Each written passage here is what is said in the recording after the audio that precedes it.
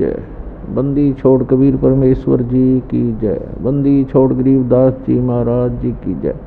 स्वामी राम देवानंद जी गुरु महाराज जी की जय हो।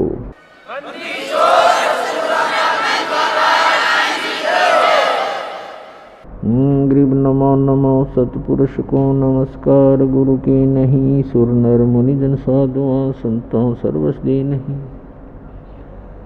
सतगुरु साहेब संत सब डंडो तुम प्रणाम। आगे पीछे मध्य हुए तिनको जा कुर्बान। नराकार निर्विषम काल जाल वे बंधनम निर्लेपम निज निर्गुणम अकलनो वेशोन्दनम। सोहम सुरति समाप्तम सकल समाना निर्तल। उज्ज्वल हीरंबर हरदमम बेपरवाह था है वार पारनी मध्यतम। ग्रीव जो सुमर सिद्ध होई गणनायक गलता ना करो अनुग्रह सोई पारस पद परवाना। आदि गणेश मनाऊं गणनायक देवन देवा चरण कमल लो लाऊं आद्यंत करूं सेवा।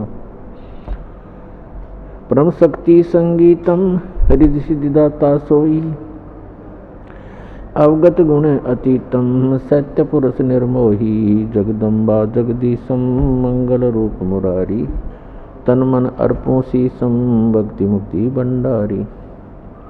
सुर नर मुनि जन ध्यावें ब्रह्मा विष्णु महेशा शेष शेष मुख गावें पूज्य आदि गणेशा। इंद्र कुबेर सरीखा वरुण धर्म राय ध्यावे समर्थ जीवन जी का मन इच्छा फल पावे। 33 कोटि अधारा ध्यावे शेष 88 उतरे बहुजल पारा कट है यम की फांसी। 33 कोटि अधारा ध्यावे शेष 88 उतरे बहुजल पारा कट है यम की फांसी। कर जोरूं विनती करूं धरूं चरण पर शीस। गुरु जी राम देवानंद जी महाराज ने दियो नाम बख्शीस। कोटि कोटि सिजदा करूं कोटि कोटि प्रणाम। चरण कमल में राखियो में बंदी जाम गुलाम। कुत्ता हूँ गुरुदेव का रामपाल दास का नाम। गले प्रेम की जेवड़ी जहाँ खेचो वहाँ जाऊँ मैं। तो करो तो बावड़ूँ दूर दूर करो तो जाऊँ। ज्यों राखो त्यों ही रहूँ जो देवो सो खाऊँ।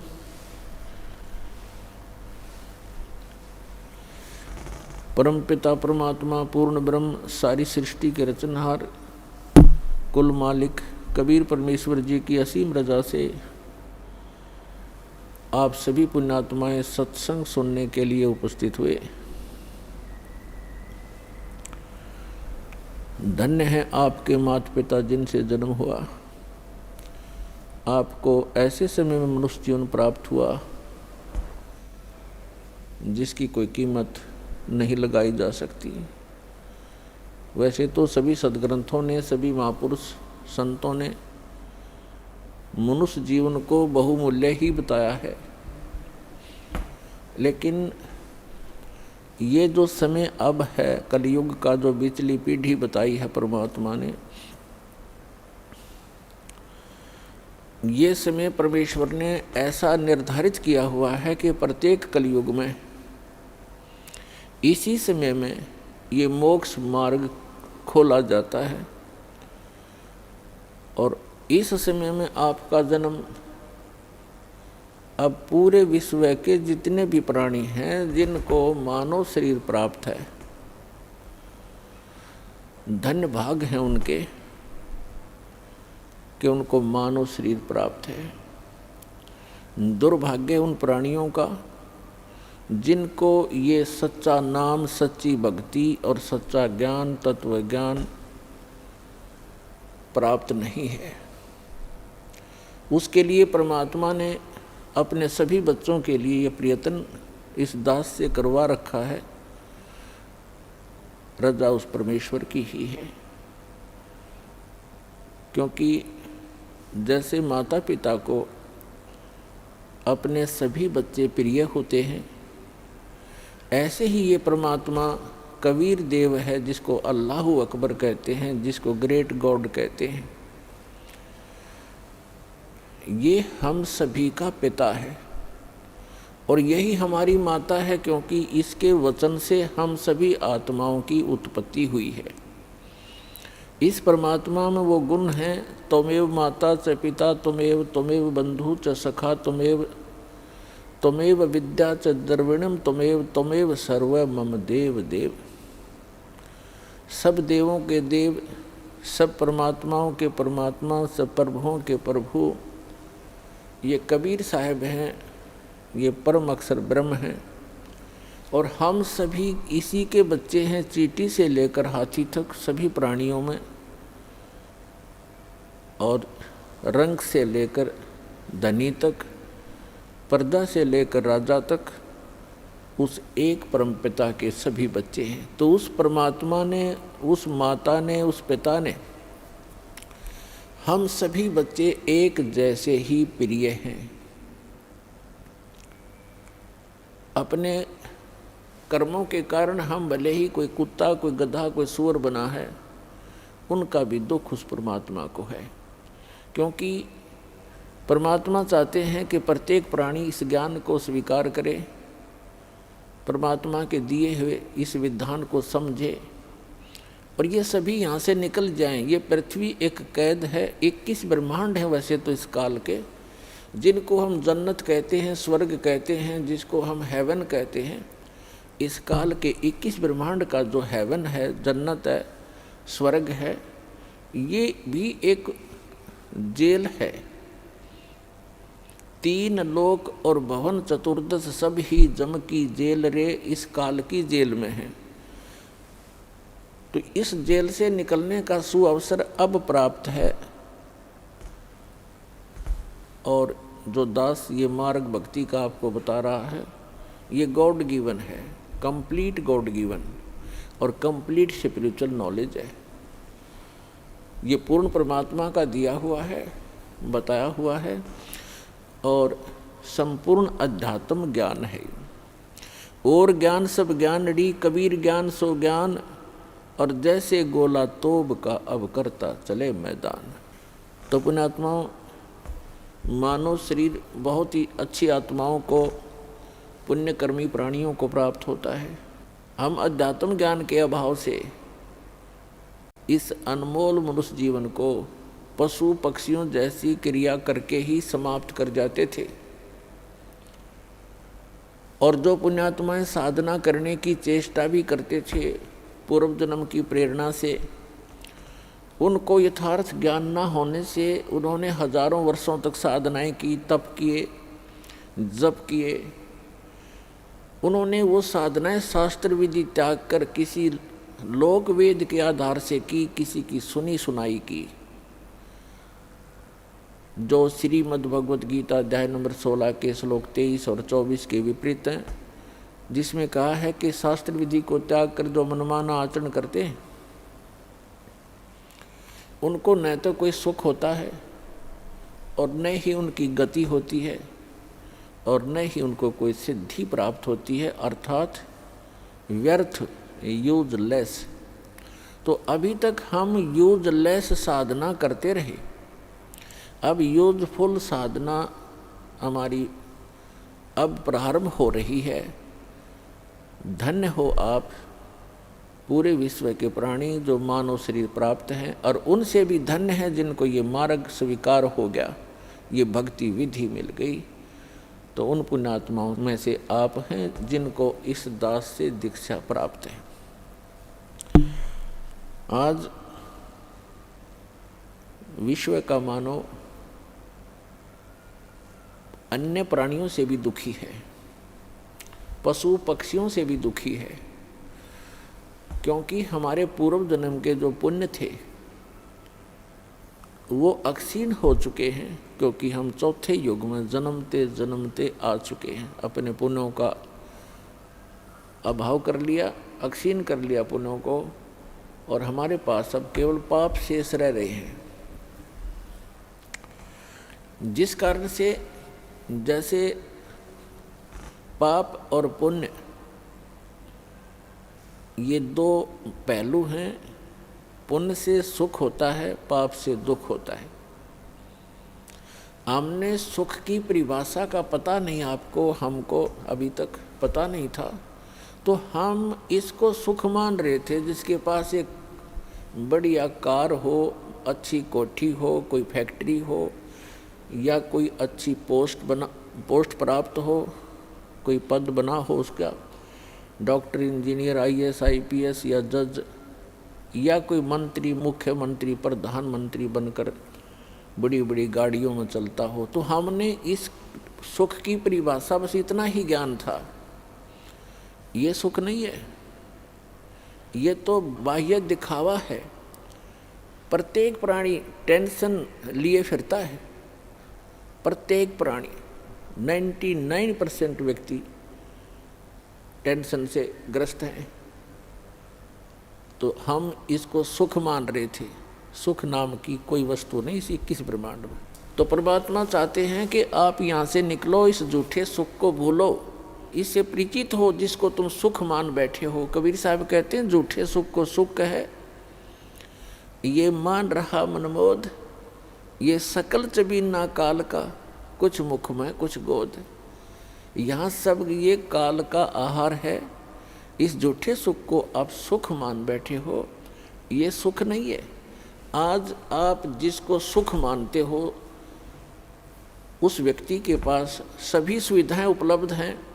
अच्छा मंत्री है, मुख्यमंत्री है, सब सुविधाएं हैं, पुत्र भी हैं, पुत्री भी हैं, आगे संतान भी ठीक है। तो इसको हमने सुख मान रखा है। और 1 मिनट में मृत्यु हो जाती है, 1 सेकंड के अंदर मृत्यु हो जाती है। फिर वो सुख कहाँ गया उसका? फिर कहीं गधा बनकर, कुत्ता बनकर गली में खड़ा होगा, खा के ये सुख। तो परमात्मा याद दिलाते हैं कि तन धर सुखिया कोई ना देखा, जो देखा सो दुखिया हो। उदय अस्त की बात करत है मन सबका, किया विवेका।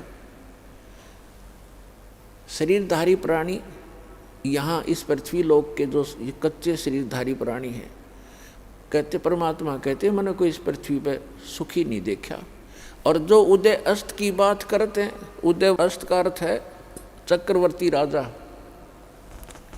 जिसका शासन पूरी पृथ्वी पर हो। परमात्मा कहते मैंने उनके भी अंदर से झांक कर देखा है। राजा के पास कोई साधु संत चला जाता है, ढेर सारे दुख बता देता है, महाराज मुझे ये तकलीफ है, महाराज मुझे ये तकलीफ है, महाराज मुझे ये कष्ट है। तो परमात्मा कहते हैं उदय अस्त की बात करे मन सबका, किया विवेका हो। कहते हैं तन दर सुखिया कोई ना देखा, जो देखा सो दुखिया हो। उदय अस्त की बात करत है मन सबका, किया विवेका हो। घाटे बाद सब जग दुखिया, क्या गरही बैरागी हो। और सुख देव ने दुख के डर से गर्भ में माया त्यागी हो। फिर कहते हैं जंगम दुखिया जोगी दुखिया, और तपस्वी को दुख दूना हो। और आशा तृष्णा सब में व्यापे, कोई महल ना सुना हो। फिर परमात्मा कहते हैं कि साच कहूँ तो जग नहीं माने, पर झूठ कही ना जाई हो। और ये ब्रह्मा विष्णु महेश्वर दुखिया, जिनने ये राह चलाई हो। फिर परमात्मा अंत करते हैं इस कहानी का, कहते हैं सुरपति दुखिया। सुरपति इंद्र, स्वर्ग का राजा, देवताओं का स्वामी। सुरपति दुखिया, भूपति दुखिया। भूपति माने पूरी पृथ्वी का शासक राजा। सुरपति दुखिया, भूपति दुखिया। और रंक दुखी बपरीती हो, कहे कबीर और सब दुखिया। एक संत सुखी मन जीती हो। अब निष्कर्ष कर दिया दाता ने कि आप जी श्री ब्रह्मा, श्री विष्णु, श्री शिव जी को एक सुप्रीम पावर मानकर इनकी आराधना कर रहे हो, और इनसे हटकर कोई कहना सुनाना चाहता है तो आप जी बिल्कुल सुनना नहीं चाहते। तो परमात्मा कहते हैं कि साच कहूँ तो जग के जचे नहीं, ये संसार मानना नहीं कि ब्रह्मा विष्णु महेश भी दुखिया, पर झूठ कही ना जाई हो, और ये ब्रह्मा विष्णु तुम्हारे शिव जी दुखिया जिन ये राह चलाई हो। अब विचार करके देखो, विष्णु जी को श्राप दे दिया किसने? नारद जी ने। क्यों? क्योंकि उसने हरि का रूप मांगा था विवाह करवाने के लिए, और कहते हैं विष्णु जी ने उसका बंदर का मुख लगा दिया, जिस कारण से नारद जी ने भगवान विष्णु को श्राप दे दिया। उस श्रापवश भगवान श्री विष्णु श्री रामचंद्र रूप में राजा दशरथ के घर जन्म लिया। श्री रामचंद्र जी का जीवन देख लो, वो कितना सुखी रहे होंगे। श्री विष्णु जी विवाह हुआ छोटी आयु में, विवाह होते ही वनवास हुआ, वनवास में उसकी धर्मपत्नी का अपहरण हुआ, वो रावण राक्षस के जेल में पड़ी है, हाहाकार मचा हुआ। फिर सीता जी को उस रावण की कैद से छुटवाने के लिए कितना भयंकर युद्ध हुआ, करोड़ों व्यक्ति मारे गए, दिन रात हाहाकार मचा रहा। और उसके बाद फिर सीता जी को वापस लाए, अग्नि परीक्षा लेकर। अग्नि परीक्षा माने कि सीता जी को अग्नि में बैठा दिया था चिता के ऊपर कि यदि तूने रावण से संपर्क किया है तो जल जाएगी, और नहीं किया है तो तू निष्कलंक है, तो अग्नि से जलेगी नहीं। वो अग्नि से नहीं जली। लाखों लोगों के सामने परीक्षण हुआ। श्री रामचंद्र जी सीता जी को लेकर घर आ गया। कुछ दिनों के बाद सीता गर्भवती थी, उधर से किसी धोबी ने व्यंग कस दिया, अपनी पत्नी को कूट रहा था, पीट रहा था, और कह रहा था कि तू 2 दिन घर से बाहर कहाँ रही?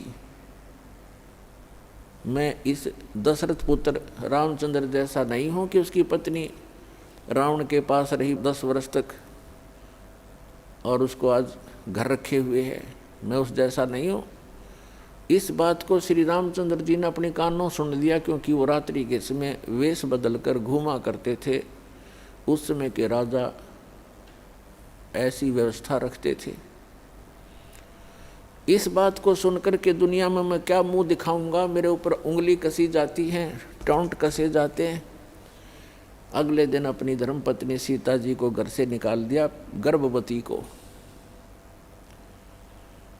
पुण्यात्माओं, यदि हमने लोक वेद लोगों के ही दंत कथाओं से ही अपना शासन व्यवस्थित करना है, तो कैसे हम राजा, कैसे हम भक्त, कैसे हम भगवान। लाखों लोगों के सामने परीक्षण किया सीता जी का, और वो निष्कलंक।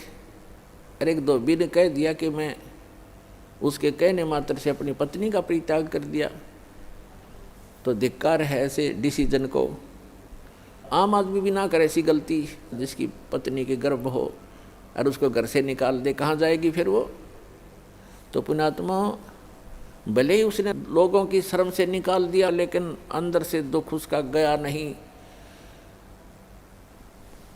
वो सीता जी कहीं रही, अब उसके बच्चे कहाँ, और आप राजा बना बैठा। सपने में सुख नहीं उस व्यक्ति को, चाहे कितनी बात बनावे।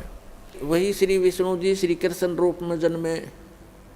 जन्म से ही दुख शुरू हुआ था, मृत्यु होगी, सुख का सांस श्री कृष्ण जी को नहीं हुआ। श्री विष्णु जी के दूसरे रोल को आप देख सकते हैं। जेल में जन्म हुआ, मामा शत्रु हो गया, कभी काल्यवन, कभी जरासेंग, कभी कोई शिशुपाल उनके साथ झगड़ा करने को आते हैं। फिर जाकर के एकांत स्थान पर अपना स्थान खोजा, द्वारका समुद्र के अंदर, वहाँ रहे कुछ दिन। उसके बाद अंत देखो श्री कृष्ण जी के पूरे कुल का। दुर्वासा जी ने श्राप दे दिया कि तुम्हारा कुल नाश होगा। श्री कृष्ण जी अर्थात विष्णु जी के सामने उनके 56 करोड़ यादव हो गए थे, 56 के 56 करोड़ आपस में लड़के कटके मर गए। श्री कृष्ण जी के अर्थात विष्णु जी के पोता और पोते भी। तो श्री कृष्ण जी के पोते और बेटे उनकी आंखों के सामने कटके मर गए। तो यहाँ परमात्मा कहते हैं साच कहूँ तो जग नहीं माने और झूठ कही ना जाई हो, ये ब्रह्मा विष्णु महेश्वर दुखिया जिन ये राह चलाई हो। फिर कहते हैं कि सुरपति दुखिया भूपति दुखिया और रंक दुखी बपरीती हो। सुरपति देवताओं का राजा इंद्र दुखी।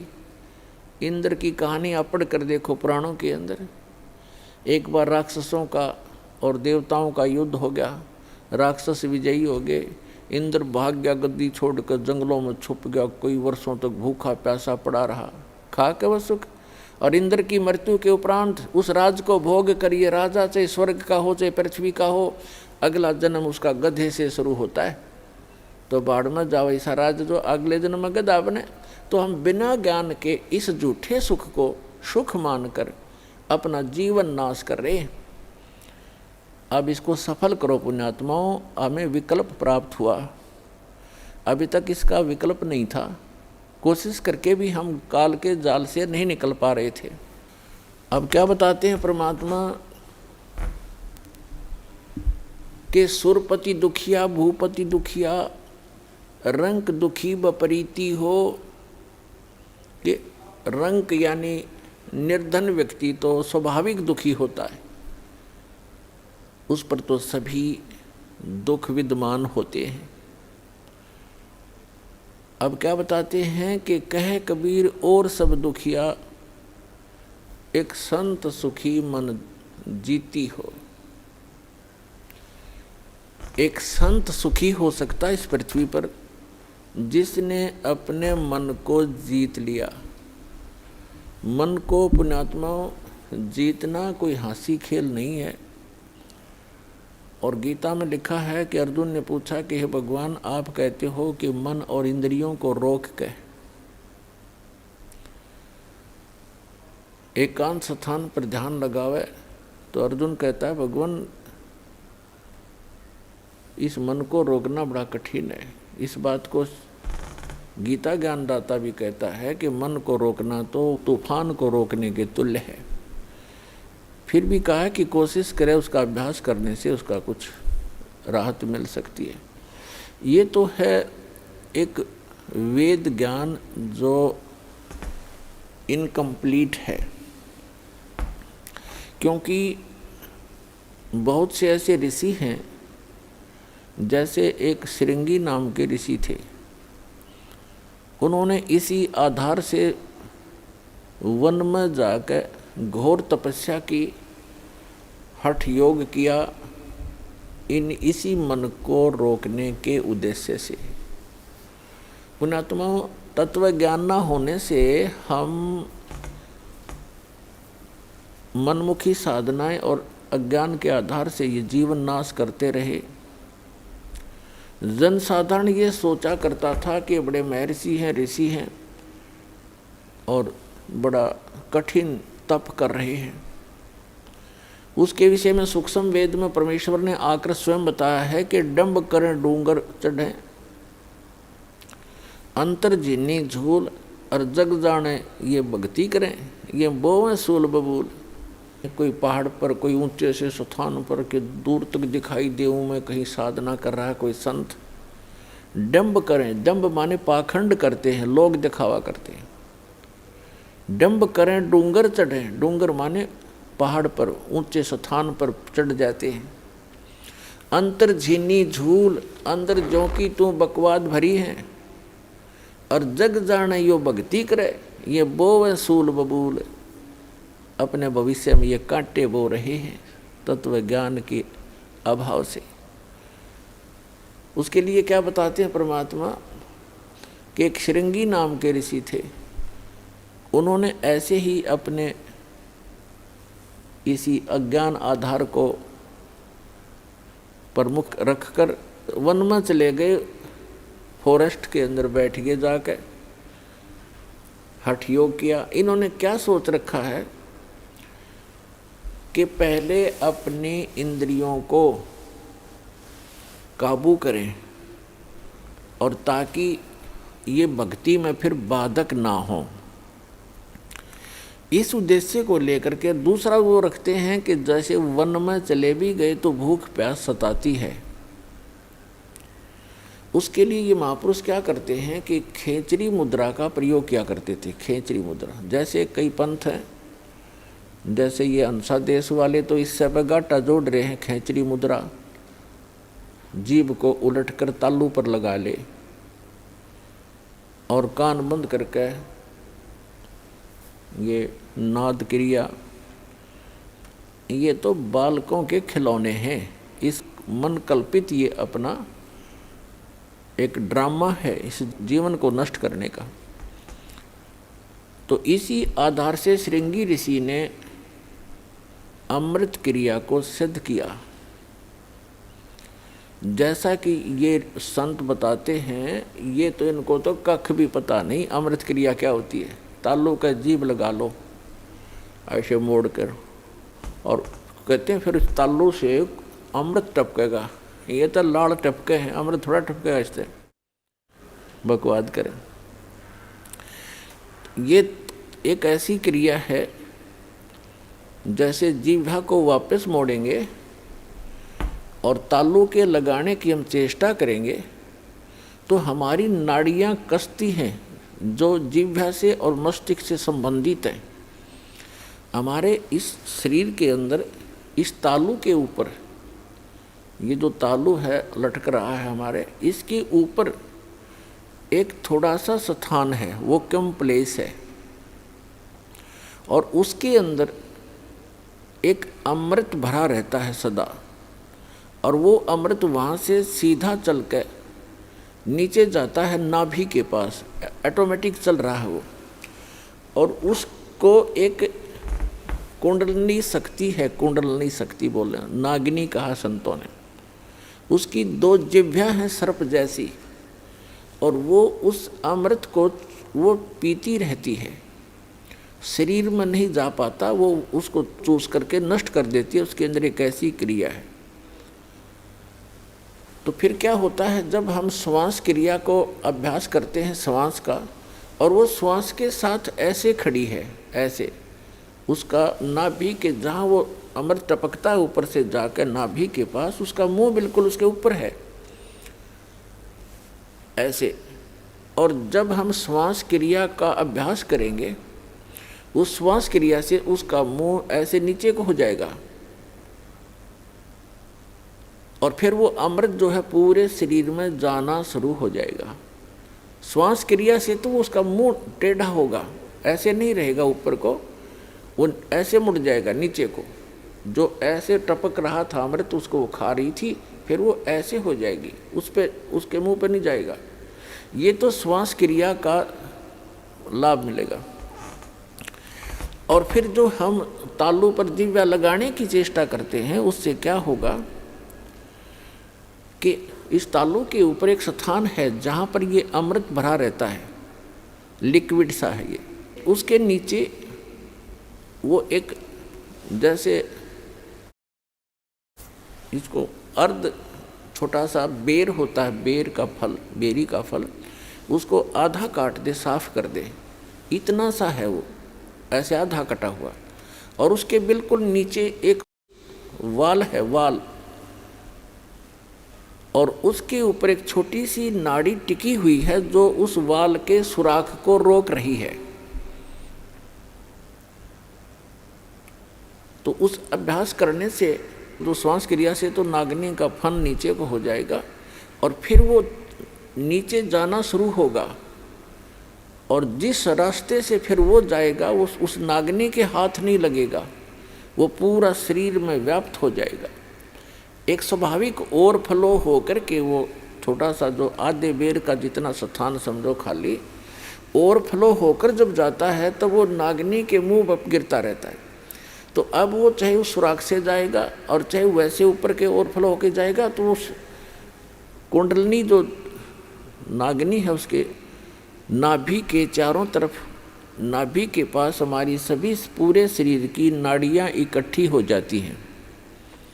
उनका एक ऐसा बंध है वहाँ पर, उसके ऊपर वो ऐसे लपेटी हुई है जैसे आपने देखा हो वृक्ष के ऊपर बेल होती है पीली सी, तो ऐसे वो लपेटा लगाए रहती है, उसको नाड़ियों में नहीं जाने देती और ऊपर से जो आता उसको स्वयं चूस लेती है। तो फिर वो नाड़ियों की जकड़ ढीली कर देती है, वो अपने आप मुरझा जाती है क्योंकि श्वास की क्रिया से वो बंद हो जाती है। और फिर उससे जो हम जिह्वा का अभ्यास करते हैं, जो तालु है ऊपर जहाँ सरोवर है जिसको मान सरोवर कहते हैं शरीर में, जहाँ पर ये अमृत भरा हुआ है, उसका नीचे का सुराख थोड़ा सा खुल जाता है, उससे फिर अमृत टपकना प्रारंभ करता है।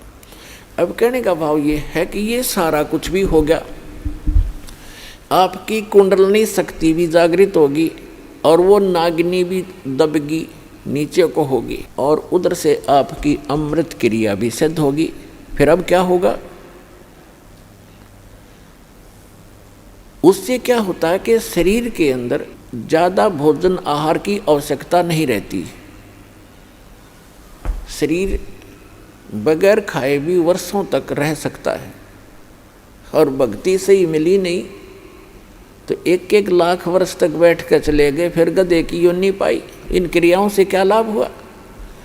जैसे खेत संवार लिया, बा दिया, घास उसका अड़ंगा खत्म कर दिया और खूब, और बीज बोया नहीं, बीज है नहीं, गेहूं के स्थान पर भांग बोली, यानी सतमंत्र ना जाप करके अन्य मंत्रों का जाप कर लिया, वो भांग बो दी। तो भांग जीवन रक्षक नहीं है, जीवन नाशक है। तो अन्य मंत्रों से सिद्धियां आ गई इन ऋषि महर्षियों के पास, जो इनके जीवन की नाशक बन गई। आम जनता में तो ये ऐसे हो गए जैसे प्रभु पाक गए। आम जैसे जनसाधारण के लिए तो ये बहुत बड़ी बात होगी। जैसे अगस्त ऋषि जी ने सारे जीवन में डले डोक है एक सिद्धि प्राप्त की, 7 समुद्रों को एक ही घूंट में पी लिया, और फिर प्रार्थना करने पर इनको वापस छोड़ दिया। तो फिर क्या अमर हो गया? आम आदमी के लिए तो बहुत बड़ी पहाड़ है, 1 क्विंटल पानी नहीं पी सकता एक आदमी, तो 10 किलो मुश्किल तो पिया जा को गढ़ाई मर पड़ के, और उसने 7 समुद्रों को पी लिया। तो जनसाधारण के लिए तो भगवान सिद्ध हो गया वो, लेकिन कख नहीं था। वेदात्म ज्ञान की तराजू में उसको तोल कर देखेंगे, -0 था वो। अब जैसे प्रसंग चल रहा है, एक श्रृंगी ऋषि था, उसने ऐसी ये अमृत क्रिया सिद्ध करके और पूरे शरीर को साध लिया जैसा वो सोच रहे थे। और फिर क्या करता था वो, सारे दिन में एक वृक्ष की छाल पर एक बार दिन में जिह्वा लगाता था, ऐसे चाटता था, उसी से संतुष्ट हो जाता था, क्योंकि उसने अमृत क्रिया को सिद्ध कर रखा था। तो उसको इस बात का गर्व हो गया कि अब तूने अपनी इंद्रियों पर काबू पा लिया। वो ऋषि अयोध्या नगरी के पास बाहर बनी में, बाहर जंगल में, वन में, गांव से आधा किलोमीटर की दूरी पर रास्ते के साथ में बैठ गया, वृक्ष की तरफ मुंह करके, और सारा दिन में एक बार वृक्ष के छाल को जिह्वा से चाटे और बस ध्यान मगन रहे। कुछ ही दिनों में आने जाने वालों ने देखा कि एक महापुरुष बैठे हैं, ना खाते हैं, ना पीते हैं, ना सोते हैं और ना उठते हैं। आसपास पूरी नगरी अयोध्या के लिए एक बहुत बड़े जो है अचंभे की बात थी। नगर के लोग देखने जाने लगे, सारा दिन बैठे रहते थे, सारी रात बैठे रहते थे। जब उनको पक्का यकीन हो गया कि सचमुच महापुरुष के ये तो भगवान से मिल चुका है, सारे नगर में तहलका मच गया। राजा दशरथ तक बात गई। राजा भी स्वयं वहाँ पर गए अपने परिवार समेत संत के दर्शनार्थ, लेकिन संत मस्त हैं, ना किसी से बोलते हैं और न ही दिन रात में कहीं उठते और बैठते हैं, ना जाते हैं, ना कुछ पीते हैं, ना खाते हैं। उनके साथ उनकी बेटी भी गई राजा दशरथ की। श्री रामचंद्र जी और अन्य का जन्म तो बहुत बाद में हुआ है। उस समय उनकी एक पुत्री थी। अब राजा की लड़की प्रतिदिन अपनी नौकरानियों के साथ वहाँ जाने लगी। उसने किसी वैद्य को बुलाकर पूछा किसी व्यक्ति से कि ये ऋषि बात करे तब बात बने, कोई आशीर्वाद प्राप्त करें हम। तो एक वैद्य ने बताया कि जहाँ ये जिह्वा से चाटता है वहाँ पर मधु का लेप कर दिया जाए, यानी शहद लगा दिया जाए। अगले दिन उस राजा की लड़की दशरथ की बेटी ने ऐसा ही करवा दिया। जहाँ वो जिह्वा लगाता था वहाँ शहद लेप दिया थोड़ा सा। पहले दिन एक बार जिह्वा लगाता था पहले वो, उस दिन उसने 2-3 बार चाटा क्यों स्वादिष्ट लगा। अगले दिन तो कुछ ज़्यादा लगा दिया तो और ज़्यादा चाटा। धीरे धीरे उसका जो है भूख जागृत होगी। फिर उसको खीर ख्यार खिलाने लग गए। कुछ दिन के बाद वो हलवा पूरी खाने लग गया। अपने पिता की आज्ञा लेकर लड़की ने कहा कि ऐसे महापुरुष को पिताजी घर ले चलते हैं। राजा दशरथ ने उनको गुरु धारण कर लिया। श्रृंगी ऋषि युवा थे, अपने घर पर रख लिए और उन्हीं की देख रेख में, उन्हीं की आज्ञा से पुत्र प्राप्ति के लिए एक अनुष्ठान की तैयारी की। और उससे पहले वही श्रृंगी ऋषि दशरथ की पुत्री बेटी को लेकर चंपत हो गया। तो पुण्यात्माओं, परमात्मा कहते हैं मन के मते न चालियो, ये मन है पक्का दूत, और ले डोबे दरिया में जा हाथ से छूट। विकार मरे मत जानियो, जो भूबल में आग। जैसे ये साधु संत ऋषि वेदों और गीता के अनुसार साधना करके इनको ये भ्रम हो गया था कि हमने विकारों का नाश कर लिया। तो परमात्मा कहते हैं विकार मरे मत जानियो। जैसे अग्नि का अंगारा राख में दबा रखा हो, ऊपर से राख भी ठंडी हो जाती है, ऐसा लगता है जैसे आग खत्म होगी, लेकिन कहते हैं वो राख हटाओगे ना जब उस अंगारे के ऊपर से, वह पहले से ज़्यादा धधकती दिखाई देगी आपको। तो यहाँ परमात्मा कहते हैं विकार मरे मत जानियो, जो भूबल में आगे। अब ये विकार मरेंगे कैसे? वो क्रिया वही हैं, लेकिन उनके अंदर जैसे श्वास उश्वास की क्रिया क्या चीज़ है, ये तो एक समझ लो सिरिंज है। सिरिंज में औषधि कौन सी जानी चाहिए, उस औषधि से रोग नाश होता है। सिरिंज के अंदर अन्य औषधि डालकर वैसी ही क्रिया करने से, इंजेक्शन लगाने से रोग नाश नहीं होगा जब तक उस रोग नाश की सही औषधि प्रयोग नहीं की जाएगी। तो अब इस दास के पास वो औषधि है सतनाम की, श्वास उश्वास के सिमरण है, और ये सिमरण से ही आपका मन भी काबू होगा, आपके विकार भी नाश होंगे। परमात्मा कहते हैं इस मानव शरीर के अंदर इतना जो है विकार ग्रस्त है, ये ऐसे ढंग से इसकी कंस्ट्रक्शन है, इसमें ये तो आशा करना ही नहीं कि ये पूर्ण रूप से स्वस्थ हो जाएगा और इसमें कोई विकार नहीं रहेगा। ये तो पैदा ही विकारों से हुआ है। लेकिन इस भक्ति से, सत साधना से ये विकार ऐसे जकड़ दिए जाएंगे, ऐसे बांध दिए जाएंगे कि फिर ये हानि नहीं करेंगे। जैसे कोई पशु है और वो ऐसे फूंफा करता है, मार देता है, सींगों से मार देता, तो उसको बांध दिया जाता है टाइट रस्से तक।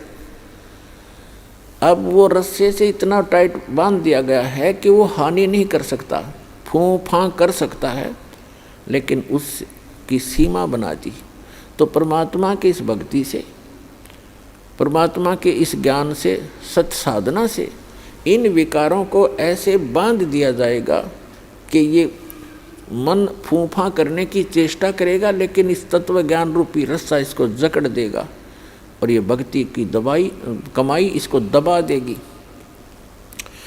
जैसे कोई भी इंसान है, कोई रिश्वत लेता है, जिसमें उसको ये ज्ञान होगा कि ये रिश्वत तेरा दुश्मन है, ये तू विष खा रहा है, इस तत्व ज्ञान से पूर्ण रूप से विश्वास हो जाएगा, तो उसके बाद मन चाहेगा कि ऐसा ले लूँ, मोटी रकम मिल रही है, लेकिन आत्मा धिक्कारेगी, खबरदार इसका हाथ लगा दिया, तो ये फूंफा करके चुप हो जाएगा।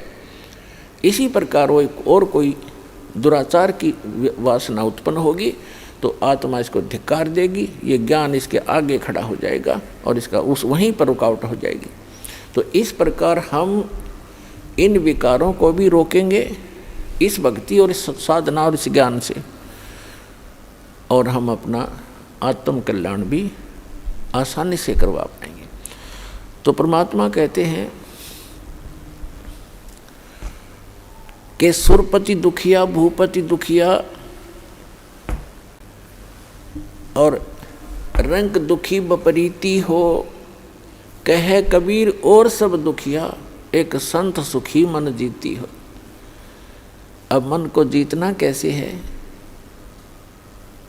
जैसे दोजक भीष्ट सबीते देखे, राजपाट के रसिया, तीन लोक से तरपत नाही, ये मन भोगी खसिया। परमात्मा ने सुख संवेद में बताया है कि दोजक मीन नरक और बहिष्ट मीन स्वर्ग। दोजक बहिष्ट सभी ते देखे, राजपाट के रसिया। इस राज्य प्राप्ति के लिए आपने बहुत से पहले तप किए, जप किए, दान किए, यज्ञ किए, स्वर्ग में गए, स्वर्ग का समय समाप्त करके अपनी पूंजी अक्षीण करके, स्वर्ग क्या है? स्वर्ग इज ए रेस्टोरेंट, जिसमें एक रेस्टोरेंट है जिसमें सब वस्तु आपको अपनी जेब से खरीदनी पड़ेंगी, अपने पल्ले से, अपने पैसे से। सुविधाएं वहाँ जो उसमें है वो आप पूरी प्राप्त कर सकते हो यदि आपके पास पैसा है, लेकिन आपकी जेब खाली हो रही है। और जिस दिन आपकी जेब हल्की हो जाएगी, अपने आप वहाँ से चल पड़ोगे या आपको रेस्टोरेंट से निकाल दिया जाएगा। तो इसी प्रकार स्वर्ग एक रेस्टोरेंट है जहाँ आप अपने पुण्यों का नाश करने के लिए जाते हो, कुछ दिनों की बकवाद वहाँ कराते हो, फिर नरक में भी जाते हो अपने किए हुए पाप कर्मों के आधार से। जब तक हमें ये सत साधना प्राप्त नहीं होती, सच्चे इस कबीर भगवान की और ये सतनाम की और सार नाम की, जब तक पूर्ण परमात्मा कबीर जी की सत साधना हमें नहीं मिलती, तब तक हम अपने दोनों कर्म भोगने पड़ते हैं, पुण्य भी और पाप भी। अभी तक आपने विधान सुना होगा कि जैसे कर्म करेगा वैसे फल देगा भगवान, बिल्कुल सही है। आपके जैसे कर्म पूर्व जन्म के हैं उनसे आपकी एक जीवन बन गया, किस्मत बना दी। आपके जो संचित कर्मों में से कुछ पुण्य ले लिए, कुछ पाप ले लिए, उस एवरेज से जिसके पुण्य घने हैं और पाप कम हैं, तो उसके पुण्य उसी रेशों से अधिक जीवन में आपको प्राप्त हैं और पुण्य भी उसी आधार से और पाप भी उन्हीं की रेशों से। तो आप जी को दोनों भोगने पड़ेंगे। यहाँ इस प्रारब्ध बोलते हैं इसको, प्रारब्ध यानी जीवन में लिखी हुई किस्मत के जो कर्म हैं जो संस्कार हैं किस्मत के, उनको प्रारब्ध कर्म बोलते हैं। और प्रारब्ध कर्म को कोई नहीं चेंज कर सकता, ना विष्णु जी कर सकते, ना ब्रह्मा जी कर सकते, ना शिव जी कर सकते, ना ब्रह्म कर सकता, ना परब्रह्म कर सकता। परम अक्षर ब्रह्म कर सकता है। मासा घटे न तिल बधे, विधना लिखे जो लेख, और सच्चा सतगुरु मिटाकर ऊपर मार दे मेघ, यानी फॉरएवर खत्म कर देता है। मासा घटे न तिल बधे, यानी 1 ग्राम भी आपके संस्कार इधर उधर नहीं हो सकते, और ना बढ़ सकते ना कम हो सकते। जो विधाता ने आपके भाग्य में, प्रारब्ध में, किस्मत में लिख दिए, प्रारब्ध माने किस्मत, आपकी किस्मत में जो लिखा हुआ उसमें से ना मासा घट सकता है और ना ही तिल के समान बढ़ सकता है। आपको दोनों भोगने पड़ेंगे जब तक आप परम अक्षर ब्रह्म, उस सत्य पुरुष अल्लाहु अकबर, उस कबीर भगवान की भक्ति नहीं करोगे। उसकी भक्ति कौन सी है? जैसे वैसे तो आप देखते हो कबीर पंथ बहुत चले हुए हैं। कबीर पंथियों की यदि आप कैलकुलेशन करो, टोटल करोगे तो लगभग 20 करोड़ के आसपास कबीर पंथी मिलेंगे आपको। लेकिन वो कबीर पंथी नहीं है, उनके पास यथार्थ भक्ति नहीं है। तो सत्य साधना उस कबीर परमेश्वर की इस दास के अतिरिक्त विश्व में किसी के पास नहीं है, पूर्ण परमात्मा की।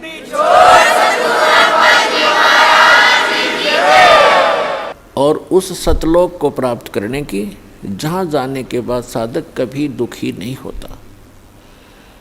तो जो प्रसंग चल रहा है कि परमात्मा ने बताया है कि जब तक आप इस सत्य साधना को छोड़कर अन्य जो साधनाएं करते हो तो दोजक मीन नरक और बहिष्ठ मीन स्वर्ग।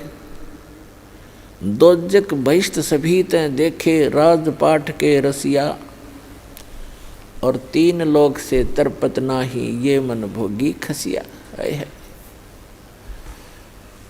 अपनात्मा परमात्मा के इन अनमोल वचनों को हृदय में जचा लो।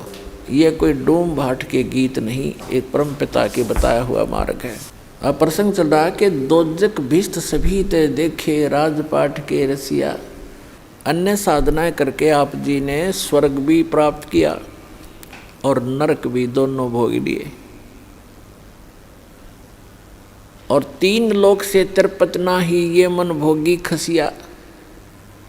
3 लोक भी यदि इस जीव को दे दे, इस मन की फिर भी तृप्ति नहीं है, सेटिस्फैक्शन नहीं है। क्यों नहीं है? क्योंकि आत्मा को ज्ञान नहीं है और मन उस शैतान का एजेंट है, काल का एजेंट है, ब्रह्म का। तो पुण्यात्माओं, 3 लोक से तरपत नाही ये मन भोगी खसिया। जैसे कोई सरपंच बन जाता है गांव का प्रधान, उसकी फिर नीयत ये रहती है कि चेयरमैन बनूं तो बात बने, क्योंकि सरपंचों के ऊपर चेयरमैन अधिकारी होता है। फिर सोचता है चेयरमैन बनने के बाद कि एमएलए बनूं जब बात बने। एमएलए बनने के बाद तो फिर उसके मन में एक धारणा बनती है कि एमएलए भी कोई खास बात नहीं, मिनिस्टर बनो जब बात बने। मिनिस्टर बनने के बाद उसकी टेंडेंसी बन जाती है कि मुख्यमंत्री बनो जब हाथ में कमांड आवे, न तो कोई मज़ा नहीं आया। अब मुख्यमंत्री बनने के बाद उसको संतुष्टि नहीं होती, वो सोचता प्रधानमंत्री बनूं जब जी में जी आवे, जब आनंद हो, ओवरऑल कंट्रोलर बनूं। जो मनुष्य जीवन का काम था वो तो स्टार्ट भी नहीं किया। ऐसी सोच करते करते मृत्यु हो जाती है और फिर वो प्राइम मिनिस्टर बनने की आशा रखने वाला गधा मिनिस्टर बना खड़ा है, वो गधा बन गया। तो पुण्यात्माओं, सौभाग्य आपका, आप जी को ये वचन सुनने को मिल रहे हैं, क्योंकि ये वचन परमात्मा के बताए हुए हैं कि कबीर हरि के नाम बिना राजा रसब हो और माटी लदे कुम्हार के घास न डाले कोई। स्वर्ग का राजा इंद्र या पृथ्वी का राजा भी क्यों ना हो, यदि भक्ति नहीं करता भगवान की, उस पूर्ण परमात्मा की, वो खच्चर बनेगा, खच्चर। तो पुण्यात्मा, तो ये ज्ञान परमात्मा ने आपको दिया है, इस पर आपने जोर देना पड़ेगा, ये सत्य है। और अन्य साधनाएं, जैसे दास बहुत बार बताता है कि जो पूर्व जन्म के प्रारब्ध में, यानी पूर्व संस्कारों से बनी किस्मत, उसको प्रारब्ध कहते हैं। आपकी किस्मत में आपके पुण्य अधिक हैं, तो आपको पुण्यों के आधार से परमात्मा सभी सुख सुविधाएं देता ही रहेगा। आप चाहे भक्ति करो या ना करो, आप चाहे डाके डालो, चोरी करो, झूठ बोलो सारा जीवन, यदि आपके पुण्य घने हैं, पूर्व जन्म की आपकी बैटरी चार्ज है, तो तब तक आपको कोई प्रॉब्लम नहीं आएगी। और जो पुण्यात्माएं होती हैं, जिनको सर्व सुख हैं, वो फिर भी कुछ ना कुछ भक्ति अवश्य करते हैं, वो रह ही नहीं सकते भक्ति किए बिना। तो वो जैसी भी साधनाएं परंपरागत प्राप्त होती हैं, या किसी से सुनने से या कोई गुरु मार्गदर्शक से प्राप्त करके वो करते हैं, और उनको सुख तो मिल रहा होता है उनके प्रारब्ध से, यानी पूर्व जन्म के संस्कार से बनी किस्मत से। और वो ये सोच रहे होते हैं कि जो गुरु जी ने ये क्रियाएं मुझे बता रखी हैं, मुझे इनसे लाभ हो रहा है।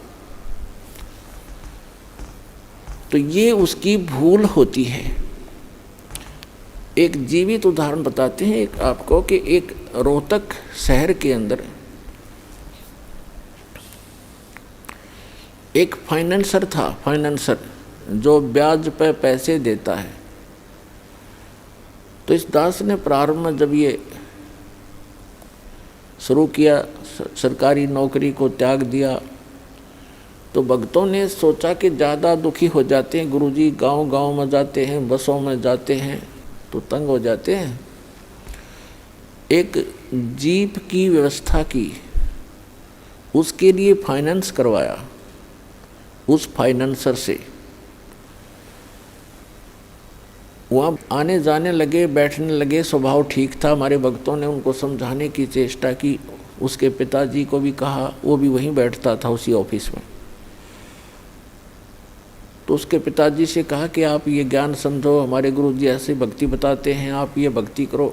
तो वो उनके पिताजी कहने लगे कि भाई, आज मेरे घर में जो सुख है शायद किसी को होगा, और मैंने गुरु भी बना रखा है, और हम श्री राम, श्री कृष्ण और श्री शंकर भगवान, श्री विष्णु भगवान और दुर्गा माता आदि की पूजा करते हैं। अरे इन्होंने हमारे सारे ठाठ कर रखे। वो प्रॉपर्टी डीलर का काम भी करता था, फाइनेंसर का भी काम करता था, खूब बढ़िया काम चल रहा था, अच्छी कोठी बना रखी थी। उसी का एक भाई जज लगा हुआ था, जज, और उसकी पत्नी भी जज लगी हुई थी। तो वो बुजुर्ग कहता है, उनका पिताजी कह रहे हैं कि आज मेरे घर में जो सुख है शायद किसी को होगा। सारी बताई कि एक बेटा तो ये बहुत पैसे कमाता है, हम इसी ने सुख मान रहे हैं। एक बेटा जज लग गया है और बेटे की पत्नी भी जज। तो ठीक है, हमारे भक्त के बोले, इस ताक वो सुनने को तैयार भी नहीं, तो चुप करके आ गए। उसने 2-3 महीने के बाद क्या किया कि एक अपने धर्म गुरु से धार्मिक अनुष्ठान घर पर करवाया। उस समय सभी बच्चे छुट्टी लेकर आ गए थे, वो जज भी आ गया था, फाइनेंसर वहीं था। तो जो उनके गुरुजी ने जो क्रिया करी थी, उसके बचे हुए फूल, जो फूल फाल चढ़ाते हैं, माला डालते हैं, कुछ हवन किया होगा, उसकी राख बच गई थी, उसको जल प्रवाहित करने की आज्ञा दी उसके गुरुजी ने। वो दोनों बेटे, एक जज और एक वो फाइनेंसर। उस राख को लेकर गए, उनका ड्राइवर साथ था गाड़ी में। रोहतक से दिल्ली रोड के ऊपर एक JLN बोल रहे हैं उसको, जवाहरलाल नेहरू कैनाल, बहुत भारा, बड़ी गहरी वहाँ से चलती है, बह रही थी।